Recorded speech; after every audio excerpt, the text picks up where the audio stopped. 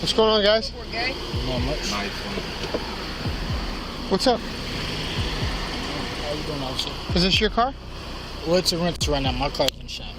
The Des Moines Police Department is currently embroiled in a legal issue after it was sued for the sum of $75,000. During the arrest of the plaintiff, it is alleged that the agency caused both physical and emotional harm to the plaintiff. And I put it in drive and I Okay. drive, officer. So it's your car, though? Did they give you a fob or something? It's not my car, officer. Did they give you a key fob or something? Or? Yes, sir. Officer. An investigation has been opened into this matter. Investigations and legal proceedings have been initiated so that we may determine how credible the claims are and ensure that justice is done for all involved parties. Shake on the ground, and your buddy's giving me the idea that maybe he's got a gun. Officer Kyle Tice, a seasoned law enforcement officer, handled a routine traffic stop in a manner that was both professional and efficient. He was concerned about the well-being of everyone and questioned everything from firearms to drugs in great detail. The unruffled demeanor with which Officer Tice approached the situation, as well as his continuous questioning of key topics. There's no shake on the floor? Officer. No. Okay. All right. And you don't have any weapons on you, you said? Officer, that is correct. You don't got no weapons on you? Officer, no, sir. Go ahead and step out, Montre. Yep, I just told you why. 3 times. You want me to recap again? Officer, look, my hands is up. Yep, your hands are up, and now I'm asking you to step out of the car. I gave you my ID. Demonstrated his commitment to preserving public safety on the highways. Officer Tice's demeanor shifted, and he took on an aggressive tone despite the fact that the driver had been helpful up until this point. Go to jail. I would expect you to please listen. I mean, I told you I'm a cop. Face the car when you step out. Face the car when you step out. Face the car when you step out. Don't flex. Don't flex. I don't know what you're doing, man, but you need to knock that off. I mean, your heart is thumping, dude. Like, you're beaten. Officer, please don't. Don't what? Have a seat. Okay. Have a seat. I think that your buddy has a gun, so I need you to step in the car. You think my buddy has a gun? He's acting funny. Step in the car, please. Officer, if you don't step in the car, you're going to jail for sure. Tice reached for his handcuffs while exuding an air of power, and he used them to bind the driver. Even if the driver cooperated with the officer's demands, the officer's actions nevertheless presented an unsettling display of power, and the unwarranted use of force frightened the witnesses. Somebody sitting there like that, like there's a gun right where you know what I mean? Like, I'm telling you, like, that's what happened. The lawsuit was settled for a total of $75,000, with the city agreeing to pay each of the plaintiffs $25,000 as part of the agreement. Despite this, the ruling sheds light on prospective issues that may arise in the future in legal matters.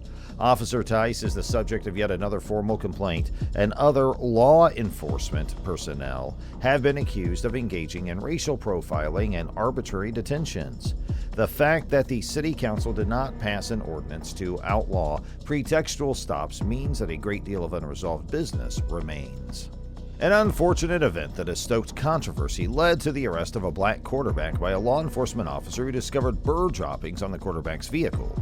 The quarterback, whose identity has been omitted to protect his privacy, was involved in an incident that took place after he parked his vehicle close to a nearby park. Bird shit? Yeah. That ain't bird shit. I promise you that's bird doo-doo. I promise you it's not, though. I swear to God that's bird doo-doo. Well, I swear to God it's not, because I just tested it and that turned pink. You can see it on the windshield. That's not bird poop. I swear to God that's bird doo-doo. That's not bird poop. I swear to God. That's a lot of bird shit, man. I tried to clean it last night at the gas station. I can still wipe it off. It's bird doo-doo. All right, okay. No, On the hood of his automobile, unbeknownst to him, a filthy deposit had been left behind by a flying bird. An officer arrived on the scene after receiving a report from a concerned resident and questioned the quarterback about the claimed damage done to his vehicle. The officer's questions focused on whether the quarterback was responsible for the damage. The officer made the choice to arrest the quarterback, notwithstanding his explanation, citing a questionable charge of vandalism as the basis for his judgment. Concerns have been raised as a result of the incident over the practice of racial profiling, as well as the disproportionate targeting of people of color by police enforcement. A substance that appeared to be cocaine was found in the vehicle that the quarterback was driving, which led to the controversy that surrounded him. However, additional testing established beyond a reasonable doubt that it was, in fact, bird poop and not an unlawful substance. The quarterback's reputation was severely damaged as a result of the fraudulent test results, which generated an outcry. The quarterback may now exhale a sigh of relief now that this information has been revealed, although at the same time, questions are being raised about the accuracy and reliability of the initial testing protocols. By 2010, the police crime lab considered discontinuing methamphetamine and cocaine testing kits. Technology and the need for more precise and efficient drug identification led to the decision. The outmoded kits typically produced equivocal or incorrect results, hindering drug-related prosecutions. To assure high-quality forensic analysis, the department sought newer, more advanced testing methods. This innovative effort is intended to improve the crime lab's ability to combat the ever-changing drug crime landscape and provide justice in the face of illicit drugs. Yes, some ID? Sorry, can you get some ID, sir? I don't. Huh? I don't. You don't have any ID? Why are you filming me? Why are you filming me? Am I being detained? What? Can I leave? Am I being detained? For a moment. Why don't you go ahead and shut that off? An uncomfortable situation develops when a man records an incident with a camera and focuses on a law enforcement official in the middle of the action. No, actually, no. Turn around and face away from me. Do you have any weapons on you? Do you have any weapons on you? Do you have any weapons, sir? Yes or no? Do you have any weapons? Yes. Answer me yes or no, please. Relax. I don't consent to searches, sir. I'm doing this for my safety. This is a pat-down search. I have no idea why you're filming the police department, the cars in the parking lot, or filming me. Leave it alone. He addresses the officer with self-assurance as he asserts his legal rights and inquires as to whether or not he's being held against his will. His tone conveys a sense of resolve.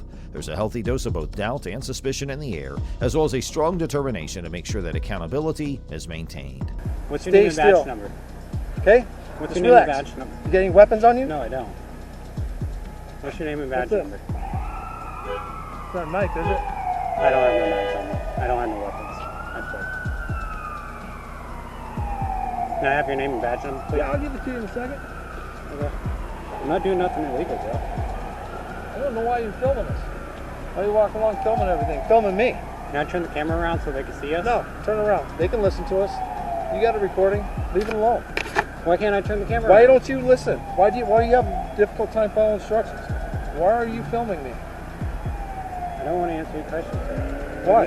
Get your supervisor out here, please. No, 1564 is your badge number. that's my badge number. That's right.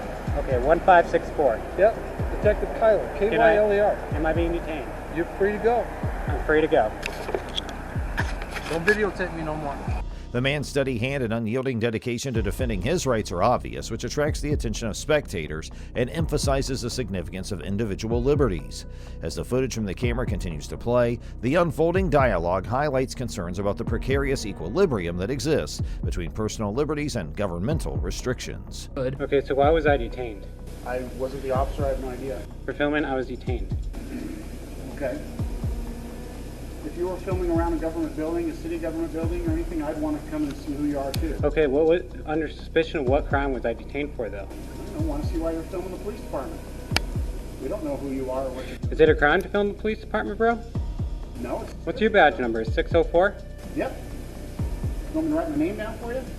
Yes, please. Sure. This is ridiculous, guys. The individual kept his position and steadfastly refused to provide approval for any searches to be conducted on his person. He calmly but firmly emphasized to the police that he was documenting the incident for the sake of protecting his own safety. His commitment was steadfast. His palm was securely wrapped around the camera he was holding, allowing him to capture every scene as it happened. The individual recognized the possible hazards that could arise from interactions with individuals who held positions of authority. Nonetheless, he was a firm believer in the efficacy of openness and responsibility. His unwillingness to cooperate with the search request was motivated by a desire to safeguard his legal standing and make certain that an accurate account of the exchange was preserved. The camera served as his defense mechanism, recording an act of defiance for the sake of individual liberty and fairness. After questioning him for quite some time, the police officer decided to let him go. As soon as the man's shackles were taken off, the tension in the room subsided, but the incident left him with a bad taste in his mouth, and he decided to submit a formal complaint against the police officer. He felt his rights had been trampled upon and sought redress through the proper means. The incident was brought to light and the officer's actions were reevaluated as a result of the complaint, which prompted an internal investigation. By sharing his story, the man hoped to spare others from going through what he had. The ACLU supports people's rights to videotape police in public. The ACLU recently stressed law enforcement transparency and accountability. The organization reminded law enforcement officials nationwide that civilians have the right to film police interactions. The ACLU also empowered and protected anyone who recorded police contacts with detailed rules. The ACLU promotes recording to improve police public relations.